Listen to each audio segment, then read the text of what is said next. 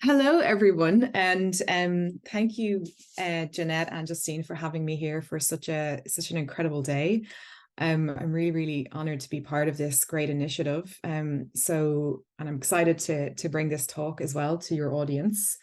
Um, so my name is Lisa de Jong. I am based in Ireland, and before I get started with what my talk is going to be about, I know we've talked about this already, but for anyone new who is joining on just now, who is joining the webinar, we're doing this in aid of the Wonder Foundation as part of the Janette Wong Foundation, and the work that they're doing for women and girls is really important. So throughout the presentation, you will see the QR code there on the bottom left of my deck.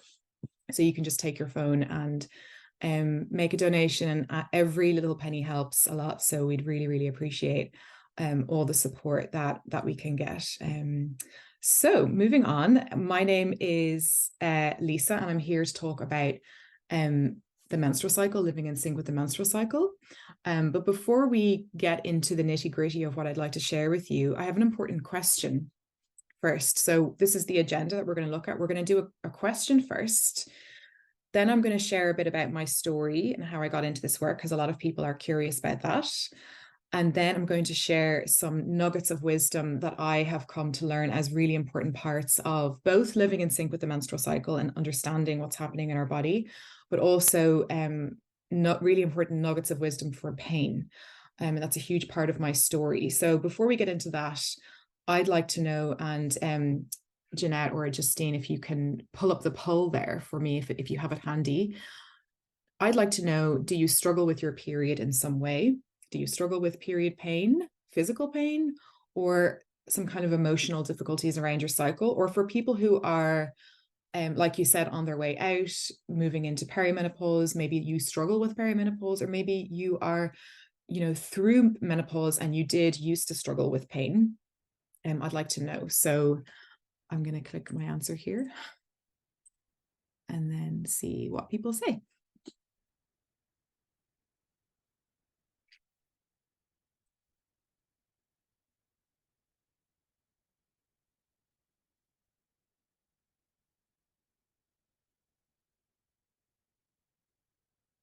Okay, I'm not sure if I can see the answers. Do we have a result there?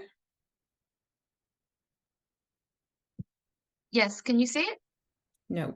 Can you see okay. it? No, but basically, 100% of people said yes. Oh, wow, They do that's really struggle. okay. And do you 100%. have a sense of how many people were in that 100%? Maybe I'm not sure if it gives you that number. Uh, there were three people who participated. Okay. Well, three, it's, yeah. I couldn't participate, but I would have done if Yeah, I could. So people down, yes, yes, as me well. too. Yeah. Okay. So a lot of people do struggle in some way with their menstrual cycle, whether that is physical pain on their period or mental or emotional or psychological suffering around their period. So that's what we're going to talk about today. And hopefully you will be able to leave with some not just tools, but also mindsets that you can think about when we're thinking about pain and our menstrual cycle. Okay. So my name is Lisa, and my story is that when I was raised I was born in the late 80s and raised in the 90s, and came from a family of, I had quite a happy childhood. There was a lot of good memories, but also a childhood where we kind of just had to get on with things, and emotions weren't really talked about a lot. Not that there wasn't space for emotion, but it wasn't really something that we kind of discussed. And then also when it came to things like puberty and adolescence, again, the education wasn't really there, and the emotional support through that time wasn't really there. So now in my 30s, when I look back, I can kind of join the dots to what happened to me. So what happened to me was that when I got my first period, I felt very embarrassed and I felt very ashamed. And I actually didn't tell my mom until, I got my second or third period. And I didn't really know how to kind of like deal with it. And at the time, I was also on holidays with my siblings. I have two brothers and one sister. and I'm the eldest daughter. So I was the first girl in my family to get her period. And I remember being on holidays, and I was quite young. I think I was like 11 or 12.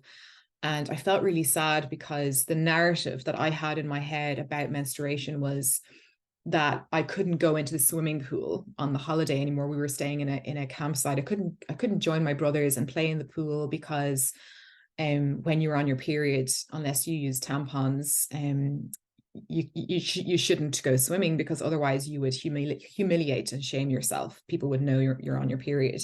And so there were a lot of confusion, a lot of shame, a lot of feeling alone in that. And so that was what was happening. And of course, now looking back, I can see it. But at the time when you're in it, you don't see that you're in it.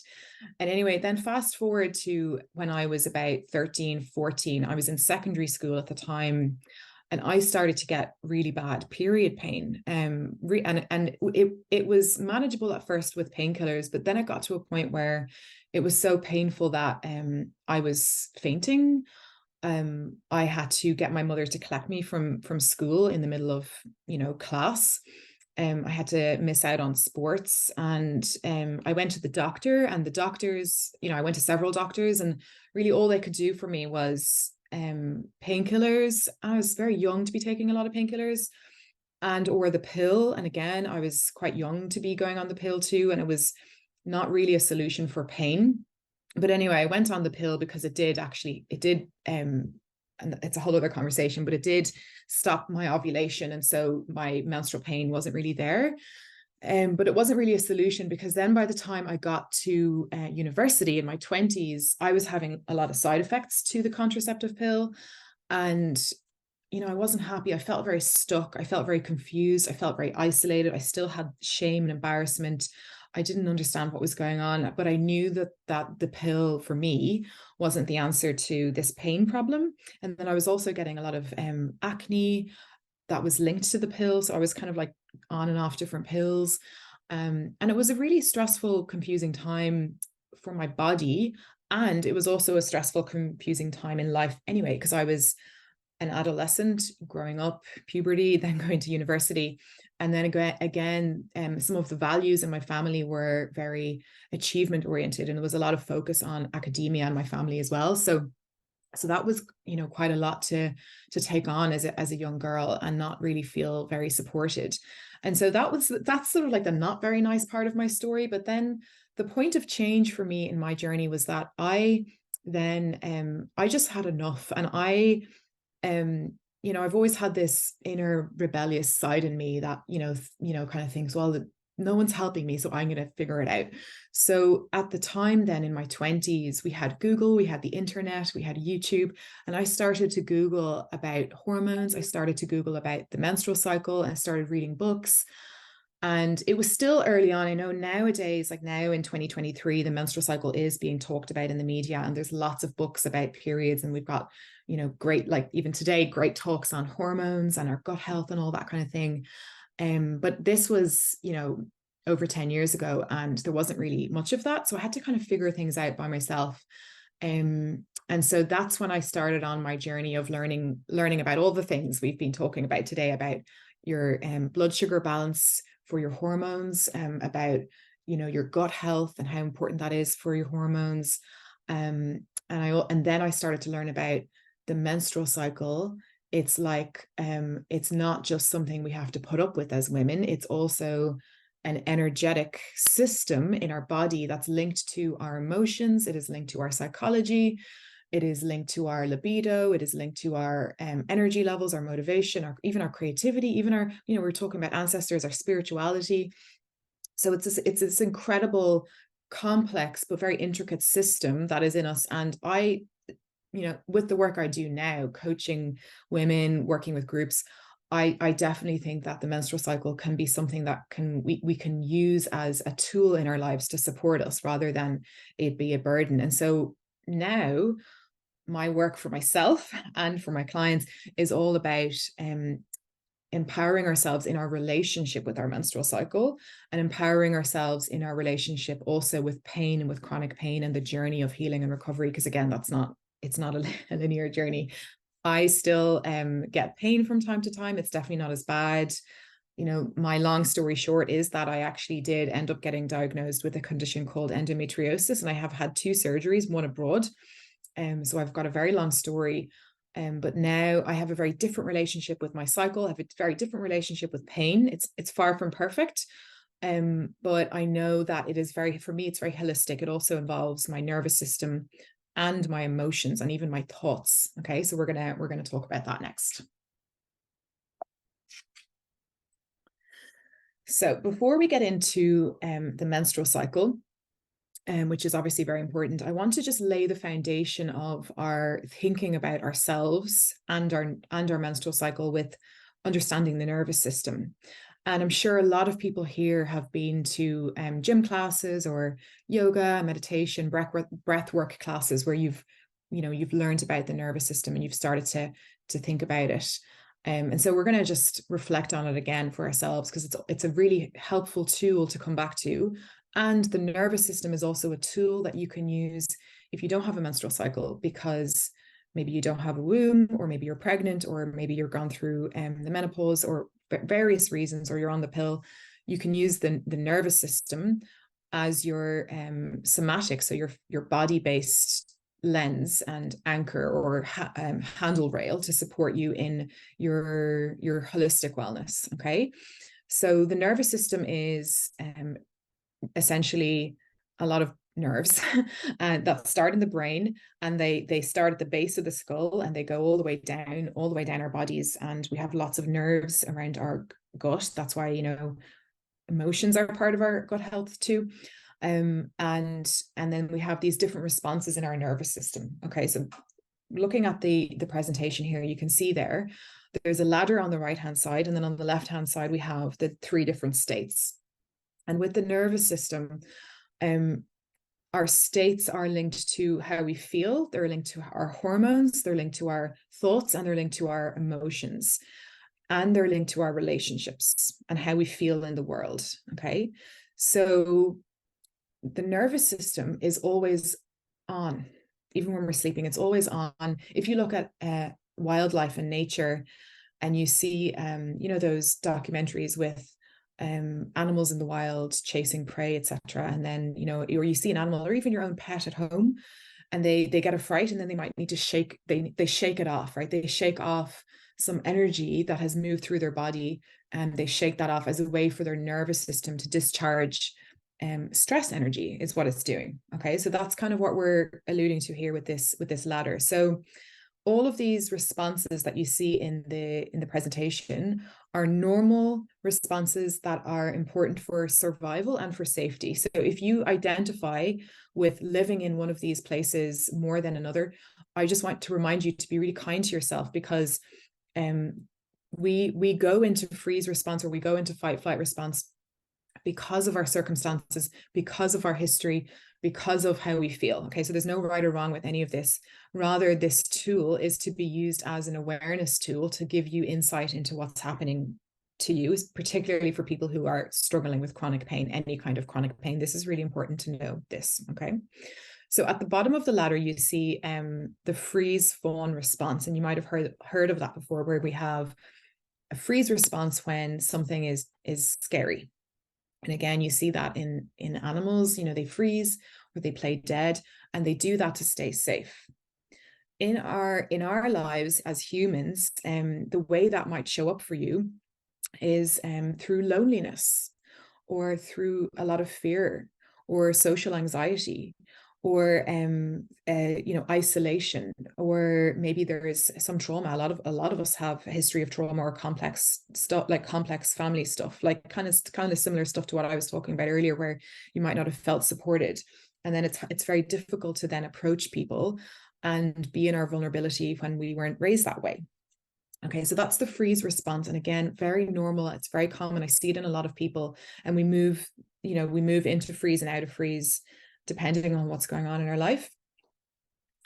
Beside that, I've written the word fawn. So the fawn response is very important also, particularly for women, because women are socialized in society to not be angry. Okay, and we can get judged for being angry. And so it's safer for us to kind of bottle up our feelings sometimes, or to let things slide. And because confrontation can be scary. So the fawn response is when we feel that confrontation isn't safe, even though we need to talk about something, okay, or something isn't being done correctly, or someone has crossed a boundary. And so again, these are all safety responses in our nervous system. And then above that, you see the fight flight response. So that is where we have stress energy. So the freeze is like, there's no movement, it's a freeze. But then when we move up the ladder, we come into fight flight. And that is, I'm sure that's very familiar for a lot of us. That's when we feel overwhelmed, we feel stressed, we feel anxious. We feel frustrated. Also, the kinds of thoughts that we have when we're in fight or flight are critical thoughts. So we might have critical thoughts towards ourselves or critical thoughts towards other people. Or just overwhelmed, and we don't feel supported, and we just feel like there's so much going on. And I see this in so many women because of the pressures that society has on women. And women, we're also socialized to be the carers and to take on the burdens of the world and do the emotional labor in the house. And so our nervous system gets overwhelmed when we're not supported, and then we can be in this fight flight response all the time, even if we don't know about it. And it can link back to our family, because we've seen our parents in that dynamic, and we've seen our grandparents in that dynamic, and then we absorb that way of being ourselves. Okay, so you can kind of see how I work. I'm thinking about the body, I'm thinking about our emotions, I'm thinking about our thoughts, and I'm thinking about society and the way we are socialized in our gender, and the things that we've learned or didn't learn from our family. So it's kind of a lot. So again, this might be very new to people, so just really come back to your body, lots of kindness, and just if you're just going to take a couple of things away from today's talk, that's fine, because I know this is a really, really big topic.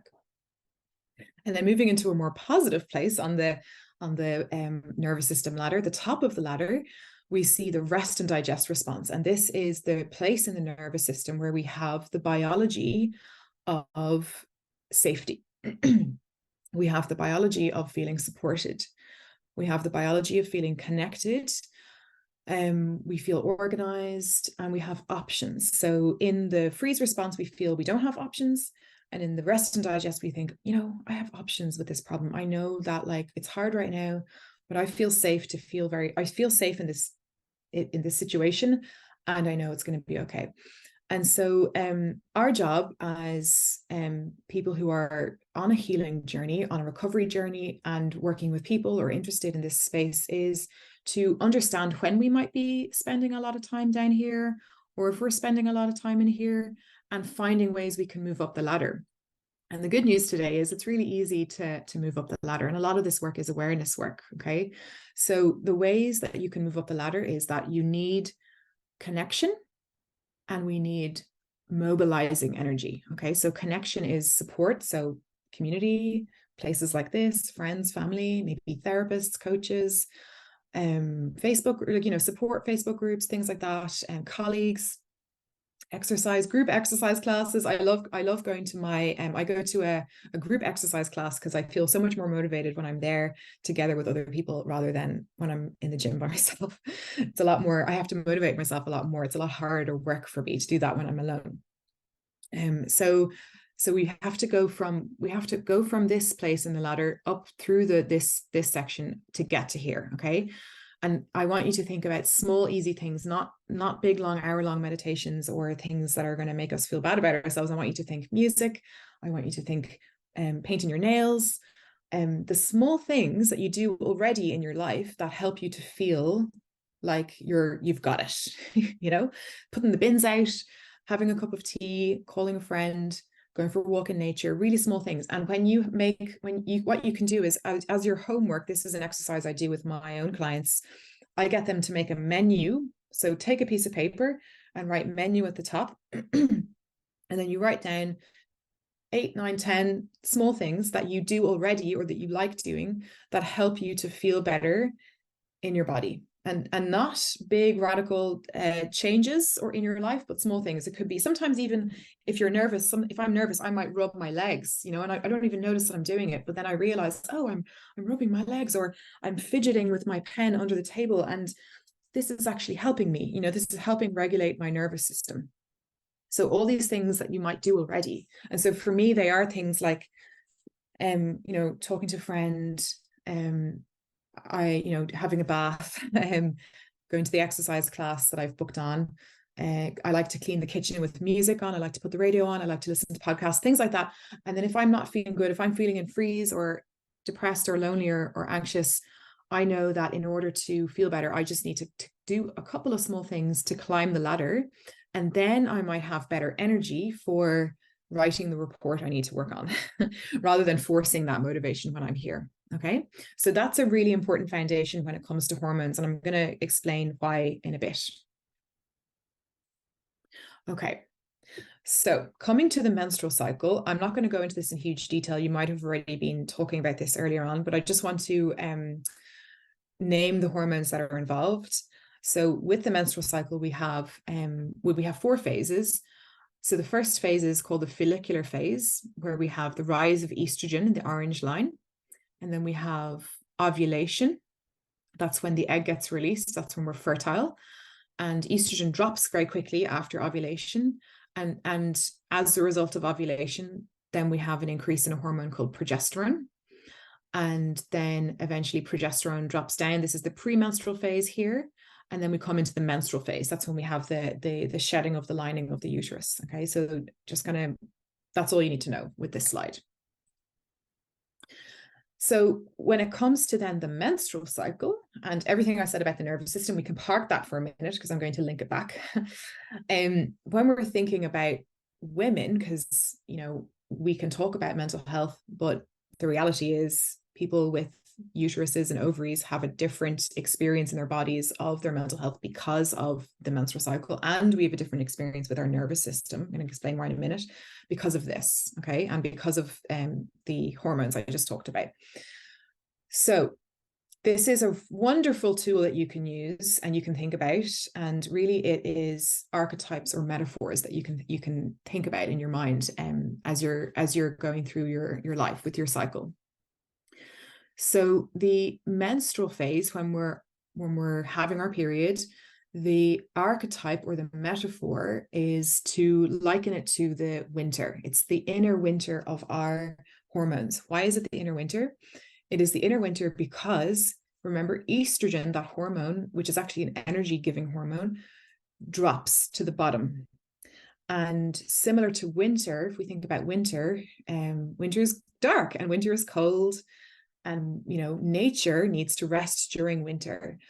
But winter doesn't die. Winter renews itself because it rests. It gives itself permission to rest and to go into the underground, which is the magical sort of ancestral shamanic way of thinking about the menstrual cycle, right? So we go into the underground and rest and surrender. And so when you are on your period, we live in a very productivity oriented world, as I talked about, you know, growing up in that busy achievement oriented household. It is not encouraged to rest unless you're sick, right?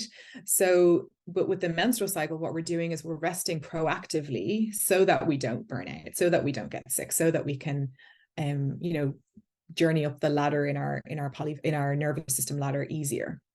Okay, so resting on your period can look like lots of different things, and I'm very aware that you know, it's hard to rest. We've got jobs, we've got kids, we've got households to run. So rest is what you decide rest is. You get to have a relationship with rest that is in alignment with what works for you. So for some people, it is lying in bed because they're in pain. For some people, it is, you know, wearing leggings when you want to, or instead of wearing jeans, or wearing the loose dress instead of wearing the skinny jeans, or it is getting the takeaway, or it is taking the elevator instead of taking the stairs, or it is not going to the gym, to the exercise class when you're feeling tender.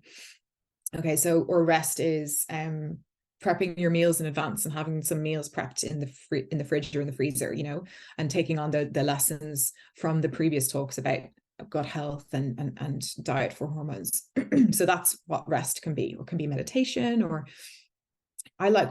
something I love to do as rest is looking at my calendar and asking myself, what can I take off my calendar this week? What is not really needed? What can I move? That's a great tool that I use regularly. So that's in the inner winter.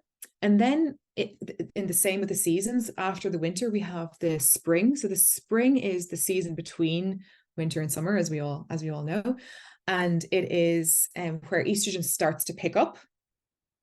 But it's not fully the summer. And so what happens is very often we are on our periods, and then we finish our period, then we think, oh, I'm back to reality again, and then it's like, life is busy just again, and it's a bit of a rush out the gates. But we want to just be gentle with ourselves, particularly for people who are struggling with their menstrual cycle. If you're struggling a lot with your menstrual cycle, there's probably a sort of an imbalance in energies and in also lifestyle.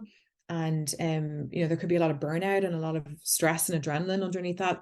So the inner spring phase, so that is marked by it's not necessarily marked by your period ending, because sometimes we can have spotting for quite a while after our period, but really it's marked by your energy. It's marked by you feeling like, oh, I'm back out in the world. I don't feel like I'm in my period cave anymore. I feel ready to go back to the gym, or I have motivation, or I want to get some stuff done. So that's the energy that you will feel in the springtime. But you just want to take it gently to not go, fully out of the gates. You just want to take it slow as well. And just this is the part of the menstrual cycle where you want to be very self-compassionate, okay? And then when we come out of the spring, we come into ovulation. And so typically, not for everybody, but typically this is the high energy time of the menstrual cycle. It's the part of the cycle where, we release that egg and we are fertile. And because we have higher estrogen, we tend to have higher energy.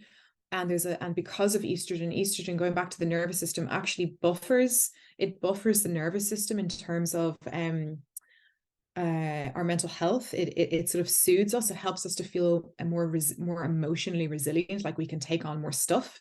And another archetype for the inner summer is the inner mother, the mother who can tend to people's needs, right? And mind people and say yes to things. And we do say yes to things, okay? So the world loves women to be in this archetype, and and saying yes, and high energy and all that great stuff, and it is great. And so you can play with this energy, and you can take risks, and you can say yes, and you can go on dates, and you can try new outfits or wear a new lipstick, and those are really fun things to play with in your inner summer energy. Okay, so then after the inner summer, we come to the inner autumn, the premenstrual phase of the cycle. And this is spoken about in very derogatory terms in society. Oh, she's just PMSing and she must just be hormonal. And even just listen to the language that we speak about this stuff, right? It's terrible. So the inner autumn is I had a client who she took the acronym PMS and she replaced it with please make space, right? So this is when estrogen is dropping here. And as a result of that, our resilience drops.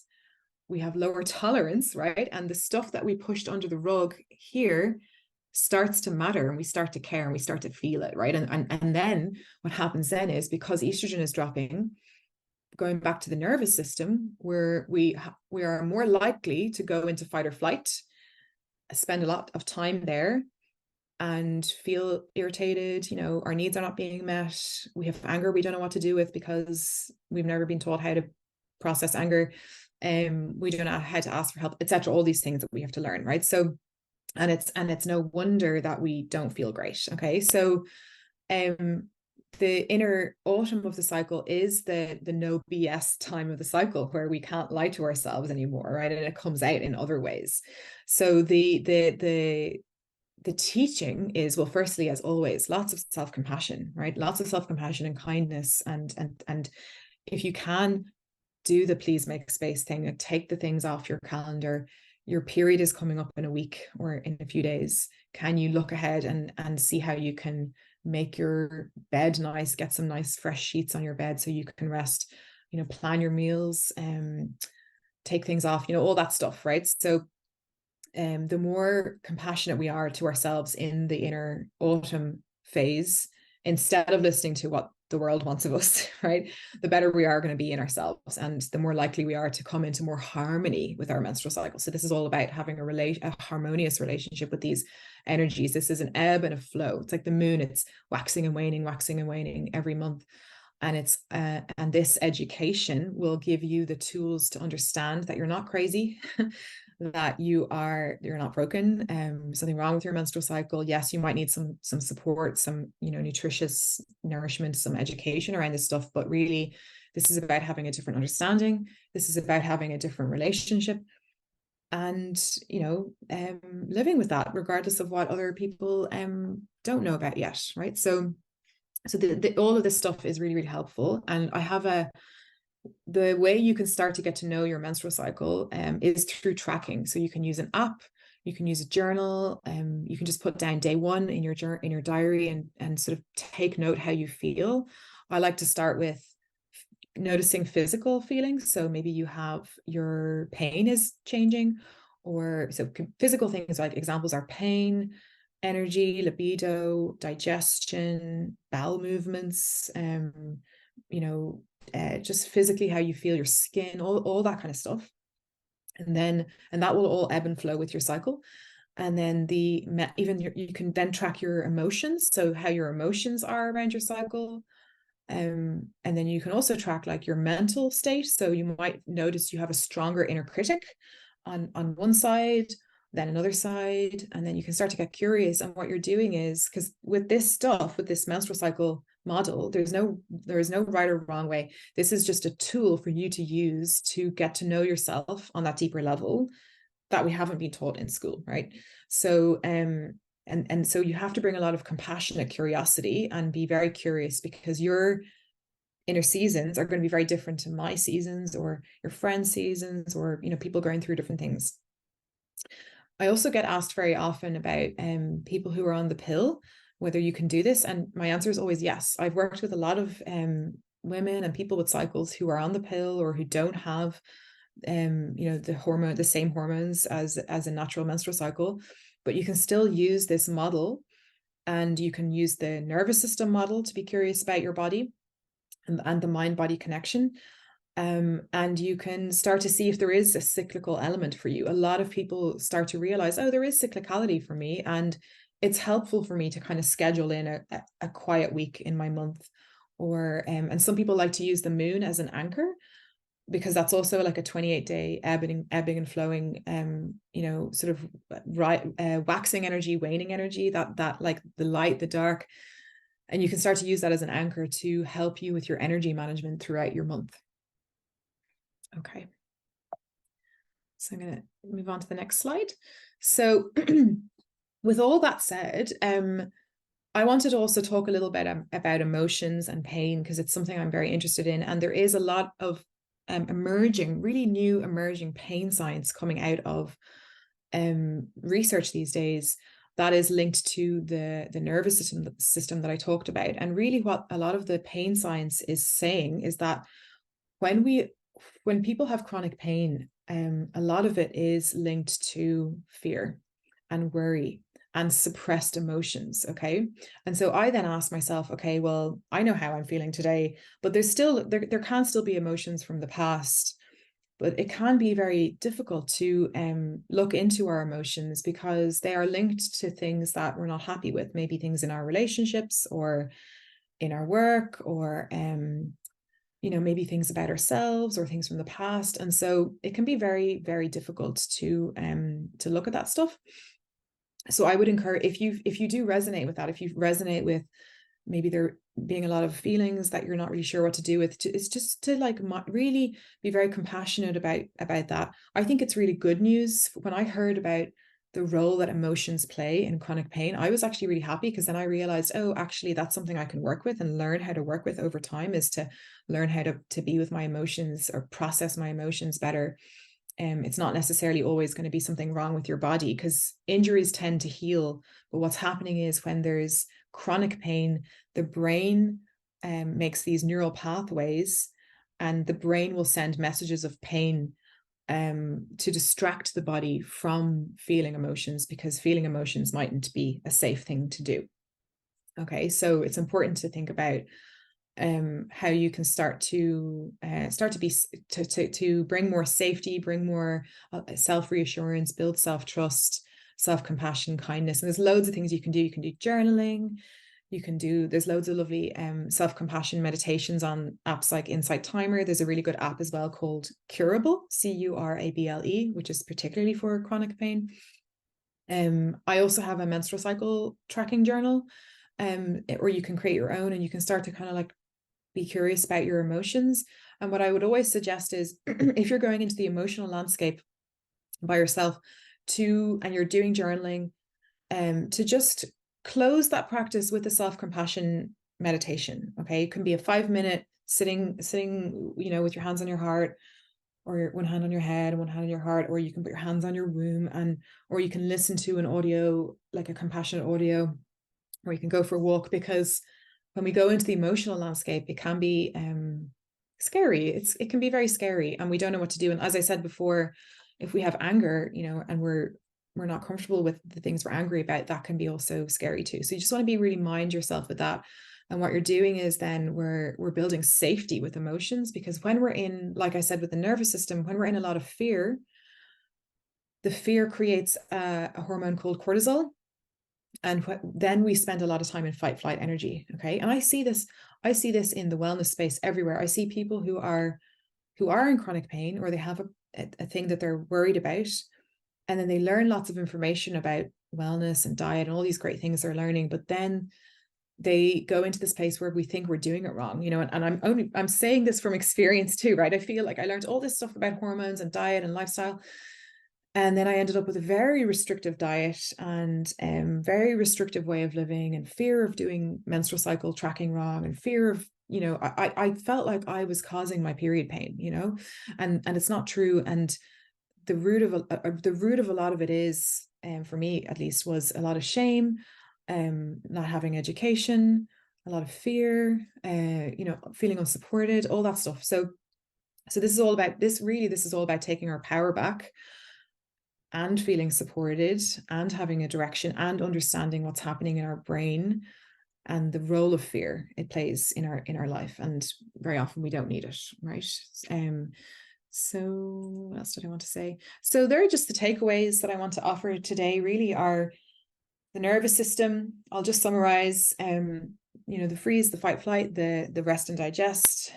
We move through these states, all of us, all the time. There's nothing wrong with you if you feel like you're in a lot of freeze or a lot of fight or flight. Your body is just keeping you safe, and it's trying to help you in society. But now that you know that, you can start to think about how you can climb your ladder. And I want you to maybe do that one piece of homework where you write a menu and you put it on your fridge, because when we go into fight or flight, it's actually hard to think of what we need.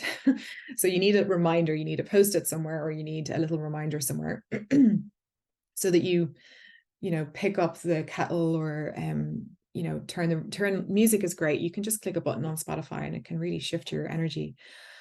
And then your inner seasons, the menstrual cycle, you can think about your what's your inner summer, what's your inner spring, your inner autumn, and that will help you to that's you're building a relationship with your cycle through that.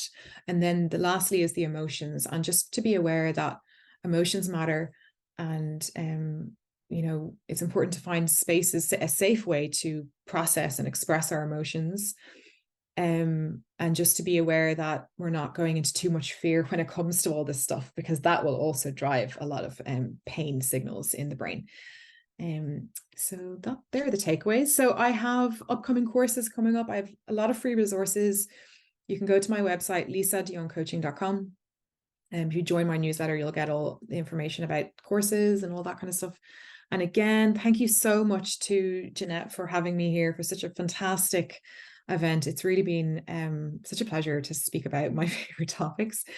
And the Wonder Foundation are doing incredible work for women and girls. I loved watching that video. Thank you for sharing that. And please do donate. You can donate there, the QR code on the left.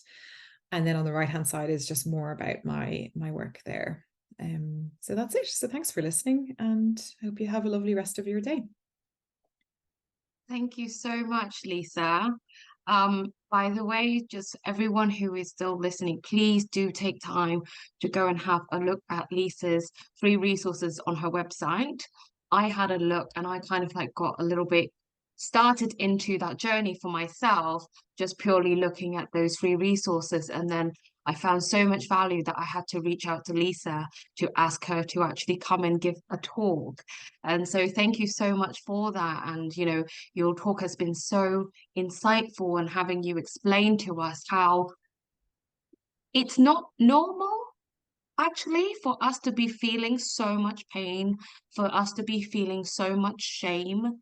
And it's a really natural thing, and we should be enabling ourselves and giving ourselves permission to honor things that are happening naturally rather than shying away from it. As you were talking, I was listening to your story and I was like, wow, really? That actually happened? Like how crazy. And it obviously does. It happens in this life. And so, you know, being able to know that we can do something about this, not just, oh yeah, go on the pill. It Mm. does make a huge difference. So thank you so, so much. Thank you. Any questions? I'd be more than happy to see what's there. So we had a question about putting the website on in the chat. Yes, absolutely. We can do that.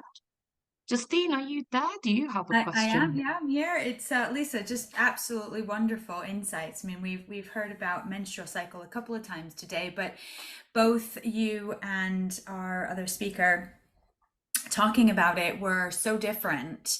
And one thing I said before, and I'll say it again, is that, you know, I've had my period for 30 years, but still learned something completely new today from her and from you. And I didn't think I could learn more things about it. And there, I've learned so many more things about it. So absolutely incredible. And just how you tell us how to become more connected to our bodies and have much more of an awareness of our bodies and our cycles, and in such a beautiful and an accessible way. So, you know, I'm really grateful for the way that you described that.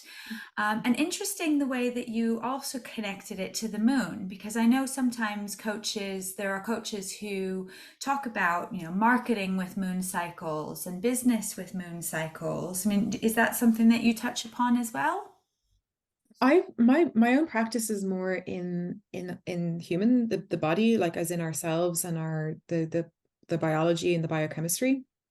But there are a lot of people who are interested in the spirituality side, which is, I love that too, and the moon. And 100%, like a lot of people, and the reason why people do that is because they do feel connected to the waxing and waning of the moon, and they do experience changes in their mood or in their physical selves or in their sleep, because the moon is doing certain things. I haven't had really a lot of capacity to think about that because I'm already like still distracted with all the other stuff, but it's 100% a lot. Like I have so many friends who talk about it, and I think it's a really helpful alternative, like a handle if you don't have a cycle. So I have a cycle so I can track the days. Mm-hmm. But if you're on the pill or for whatever reason don't have a cycle, the moon cycle, you can use that as your day 1, day 2, day 3 and track it. And so the dark moon is when that's when you don't see the moon. And so that would be akin to the winter, like this sort of, you know, the low energy. And then it waxes so the light starts to build. And you can find a moon calendar on Google too that tells you what day the moon is on. And then the full moon is when it's full energy, and that's like when you see that really big, you know, ball of light in the sky and it's beautiful. That's the akin to the summer, you know, big burst of energy. And then after that it wanes, so the light starts to dim. And so it's the same with the menstrual cycle. Every day it's like that teeny tiny little sliver of a shift of light, or whether it's building light or whether it's the light is, you know, turning off. It's like that in our cycle too. It's a gradual process. It's not a, you know, summer, we don't move, you know, with the seasons, we don't move from autumn immediately to another season. It's very gradual. And even sometimes with the seasons, like I know last year in Ireland in spring, I like to say that the spring and the autumn are negotiation seasons, because they're like having a little battle between the anchor of summer and winter. And so springtime, it's hard to know what to wear, because I kind of need some winter clothes and I need some summer clothes. And it's sort of a little like that. And so we can feel like that too, you know, and going back to the moon, some people will feel like that too with the moon. They'll feel that pull of energy, particularly for people who do describe themselves as highly sensitive, which I'm sure a lot of people on this call would feel like they're highly sensitive people. They're very intuitive. They pick up on energies. And so the moon can be a nice thing to start just to get curious about. And it's fun to do that as well. And you can buy moon journals, and then you said about business. Some people also like to sync their activities in their day with in their work with their cycle, or with the moon cycle too. So an example of that would be, you know, if you're on your period, sort of dreaming into visionary stuff and thinking about like planning and things, and then actually implementing a plan would be like a spring thing. And then summer could be marketing, putting yourself out there, you know, you're confident. And then autumn is more editing and discerning what needs to go, what needs to get, you know, what do we need to get rid of. And so it's a little hard to do that. I find that hard to do, because the reality is I have like things I'm juggling, you know, in my life, and my cycle is there. But some people are really good at that, where they're able to really like sync the activities with their menstrual cycle. I personally don't do it, because I don't like to then think I can't do things in other places, you know. So yeah, there's loads of ways you can sync it. Really, it's about coming back to what works for you, and the moon is a really, really good tool as well. Yeah, it's just absolutely fascinating, and just so well articulated the way that you just said that, you know, and especially like you said, for women who potentially are not menstruating anymore, because either they're not menstruating anymore, or because they're on, you know, various different medications to say that they don't menstruate, but to be able to connect to some Yeah. kind of cycle. And of course the moon is also 28 days, and a typical menstrual cycle 28 days, so that really makes sense. So way more well articulated than my summation. Oh no, that's brilliant. That's exactly it. And that's the thing, like in my work, like we have to be very inclusive, don't we, about everyone's experiences, and they're on medication, or they're pregnant, or they're not. And there's like so many, like the more I work with women, the more I realize like how diverse the female body is, and our experience of it, like in our, even just in ourselves, like my experience of my period is changing, and you know, of myself is changing. And then when we have kids, it's different. And you know, our like for me personally, if I have a lot of really stressful stuff going on in my life, my cycle will tell me, you know. So it is like, it is a barometer. It is like a lens into my truth, you know. And even if I'm avoiding stuff, so pain will come up for me, and then I have to then be like, okay, what's going on, you know. Oh, fascinating. Absolutely fascinating. I've got a practical question. I call it a practical question.